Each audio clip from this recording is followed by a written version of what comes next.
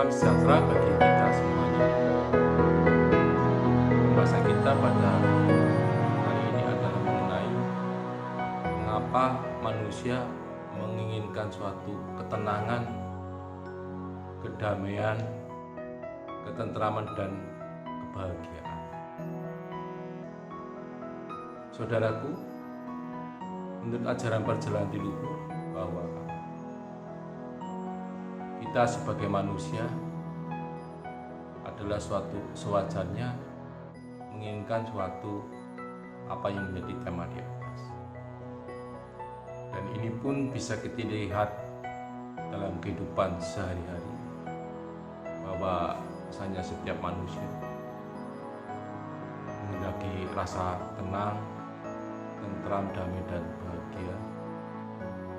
Dan untuk mencapai itu adalah satu hal pokok, yaitu langkah di awalnya adalah kita harus selamat, baik selamat secara lahir maupun batin, sehingga kita bisa mencapai hal tersebut. Kembali lagi di dalam kehidupan sehari-hari, bahwa manusia pun ingin tenang, tentram, damai, dan bahagia di dunia ini maupun di alam akhir nanti selama-lamanya, dimana ukuran daripada rasa tenang, rasa tentram, rasa damai, dan bahagianya dari masing-masing manusia itu berbeda-beda. Ada yang di dalam rasa tenang dan bahagianya misalkan sudah bisa lulus sekolah, atau ada yang bisa merasa tenang dan bahagia damai itu bisa menyekolahkan anak-anaknya hingga sampai tingkat tertentu. Ada yang merasa tenang dan damai bahagia setelah naik jabatan pada tingkat tertentu, dan sebagainya, yang intinya bahwa setiap manusia menghendaki hal tersebut. Semua mengupayakan dalam kehidupannya sehari-hari.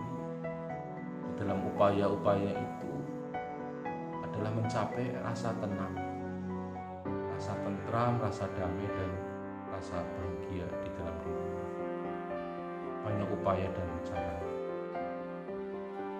Bahkan untuk mencapai rasa tenang damai itu pun kadang-kadang bisa melaksanakan suatu perbuatan-perbuatan yang baik, bisa juga melaksanakan perbuatan-perbuatan yang tidak benar.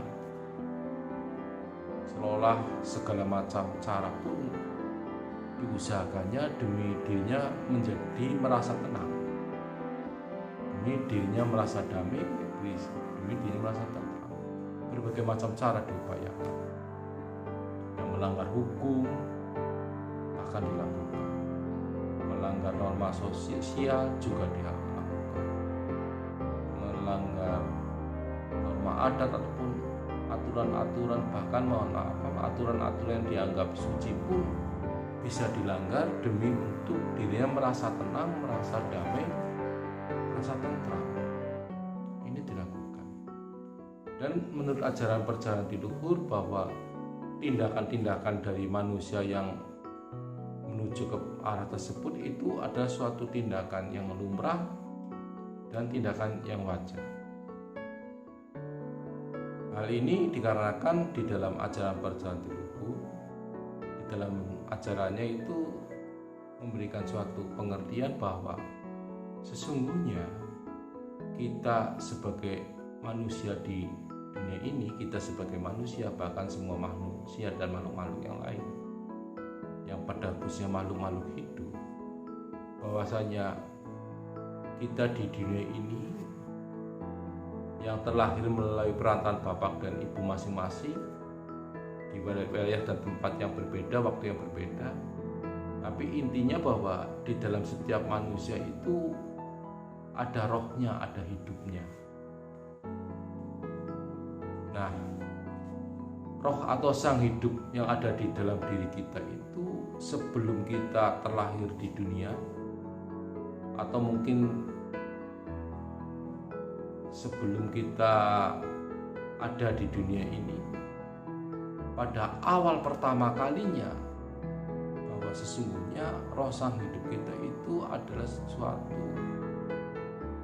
suatu zat hidup dalam posisi yang tenang, posisi yang damai dan posisi yang tertentram, posisi yang bisa digambar sebagai suatu hal yang bahagia. Karena sebelum kita di dunia ini, kita ada di dalam suatu titik tempat tertentu yang saat ini belum bisa dijelaskan, yang intinya kita melihat itu bahwa ada kita bersatu menyatu dengan Sang Maha Hidup, di mana di dalam penyatuan kita dari Sang Maha Hidup itu keadaan kita itu keadaan tidak ada apa-apanya, tidak merasakan apa-apa. Dan kalau digambarkan di dunia ini bahwa perasaan tidak adanya suatu tekanan-tekanan ataupun gangguan-gangguan ataupun rintangan-rintangan ataupun cobaan dan sebagainya, itu adalah suatu rasa perasaan dalam keadaan tenang, tentram, damai dan bahagia. Itulah asal kita, itulah sumber kita yang pertama kali, bahwa roh sang hidup kita itu bagi semua manusia itu sumbernya sama dalam keadaan tenang, tentram, damai dan bahagia. Nah, kemudian kita dengan percikan sama hidup meletupkan sebagian kecil dari hidupnya, kemudian masuk dan menitis kepada diri kita sebagai manusia. Dan sebagai manusia kemudian terbelenggu di dalam jasmani. Nah, disinilah secara jasmani dan kasar ini kita melaksanakan atau menemui suatu benturan-benturan, suatu gangguan-gangguan, suatu hambatan di dalam kehidupan kita. Tapi kehendak sang hidup di dasar kita, karena kita sudah merasakan tenang, tentram, damai dan bahagia, maka keinginan kita pun sebagai manusia menghendaki sama seperti apa yang kita rasakan pada saat kita belum ada terlahir di dunia ini. Nah, untuk mencapai rasa itu, maka manusia melakukan berbagai macam cara seperti apa yang tadi kami sampaikan di atas, dengan ukurannya masing-masing. Ada setelah mungkin sudah lulus sekolah, mungkin sudah mencapai suatu ingin kekayaan yang cukup dan sebagainya. Semua masing-masing punya ukuran yang sama-sama demi mencapai ketenangan dan ketentraman bagi dirinya. Seolah-olah sebelum mencapai itu dia belum tenang, seolah-olah belum mencapai itu dia belum tentram, seolah-olah sebelum mencapai itu rasanya belum bahagia, belum tenang, belum tentram, dan belum bahagia. Ini adalah wajar sebagai proses dalam kehidupan kita, tidak perlu disalah-salahkan dan tidak perlu dibenar-benarkan. Bagian ini proses. Disinilah secara garis besar di dalam ajaran berjalan menjelaskan bahwa mengapa manusia itu ingin tenang, tentram, damai dan bahagia. Meskipun nanti penjelasan lebih luas lagi bisa kita jelaskan nanti dalam video-video selanjutnya. Demikianlah saudaraku, sekilas penjelasan kami, kurang lebihnya mohon maaf. Sekian dan terima kasih.